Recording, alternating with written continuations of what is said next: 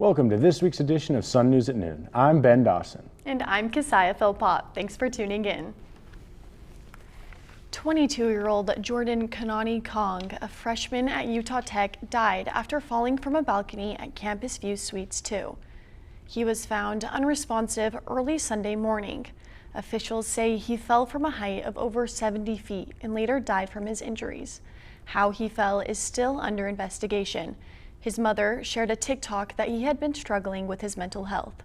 President of Utah Tech, Shane Smead, released a statement saying, "If you or any of your students need assistance processing this tragedy, mental health professionals will be available today from 10 a.m. to noon on the lobby of Campus View Suites 2. A fight outside Panda Express on Sunset Boulevard ended with one person shot and a 19-year-old arrested last Sunday afternoon. Police say the victim was shot in the abdomen and rushed to the hospital, where he identified Jesus Rafael Salcido as his shooter. According to police, Salcido and his girlfriend were at Panda Express when he ran into the victim picking up a DoorDash order. The two got into a fight in the parking lot, which escalated to Salcido shooting the victim below the ribcage. Salcido fled the scene, while his girlfriend called the police. He later surrendered and was booked into the 5th District Court for discharging a firearm causing serious injury and aggravated assault. In lighter news, Utah Tech is launching a new bachelor's degree and certificate program in cybersecurity this fall, giving students direct training for jobs in the cybersecurity industry. The program will include courses in cloud security, ethical hacking, cyber law, and infrastructure defense. Aaron Davis, the Dean of College of Science, Engineering, and Technology, said the growing demand for cybersecurity talent makes programs like these essential. The university received more than $300,000 in funding from the state for the program and is expected to enroll 35 students by its third year. Utah Tech is now considering major budget cuts to the university. These changes come after Utah lawmakers pulled $60.5 million from 8 public universities.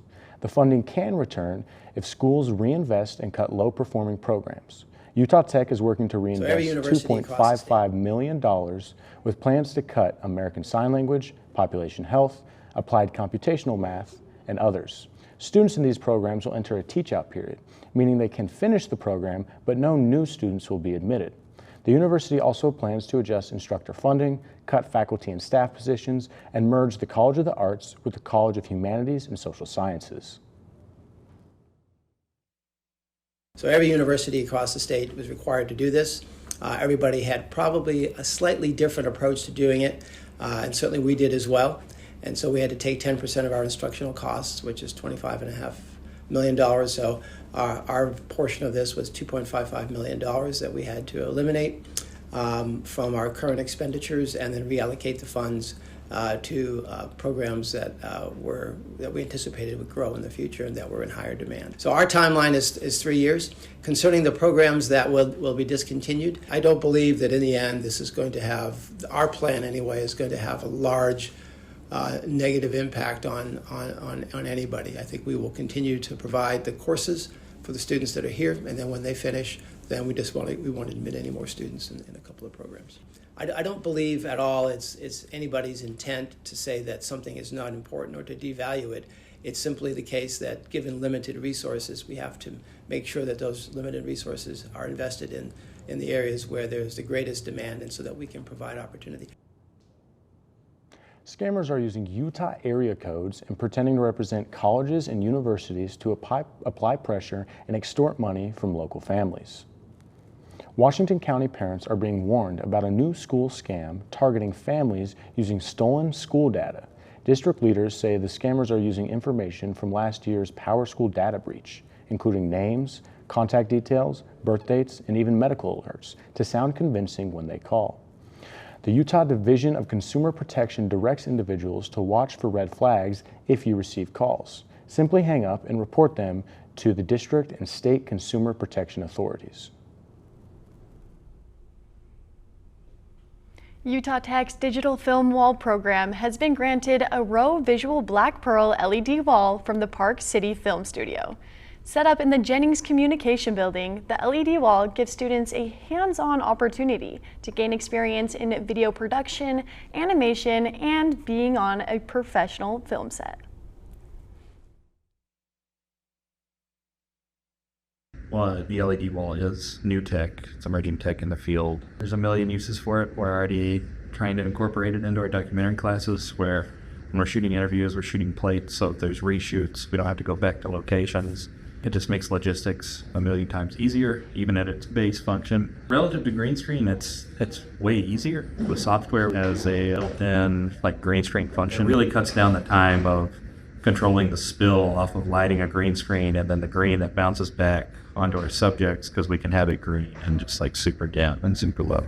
A whole different skill set that's involved with producing background plates, whether they are photographed by the production or they are generated in Blender or Unreal or completely virtual. And then there's a whole skill set and tons of jobs that they will be able to do on the entry level of just operating the software, getting the assets from the computer to the screen. My goals for the students are to get everybody to touch it so that they're familiar with it, because eventually everyone will interact with a wall in the professional world. Right now, if you've got some experience shooting on an LED wall coming out of film school, you are a leg up on 85-90% of students who are graduating. My thoughts and condolences do go out to Jordan's family and friends. It's an absolute tragedy that Utah Tech faces with his loss. Yeah, I hope students are able to use mental health resources if they need it for any feelings that they have following the tragedy. After the break, Dorothy Butters will bring the latest Trailblazer highlights. If you haven't seen Utah Tech University lately, chances are you haven't seen it at all. With hands-on polytechnic learning across 300 academic programs, 30 new and renovated state-of-the-art facilities, the most affordable university tuition in the state, and 300 days of sunshine. Why look anywhere else? Discover why Utah Tech was recently named one of Education Magazine's 10 prominent universities and colleges to watch. Join us and experience the active learning, active life difference at Utah Tech.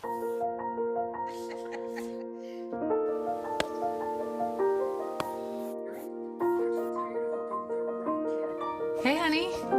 We thought we'd try something new. Family art hour. What do you think? You got jokes. You're funny. Learn about adopting a teen from foster care. You can't imagine the reward. Learn more at adoptuskids.org.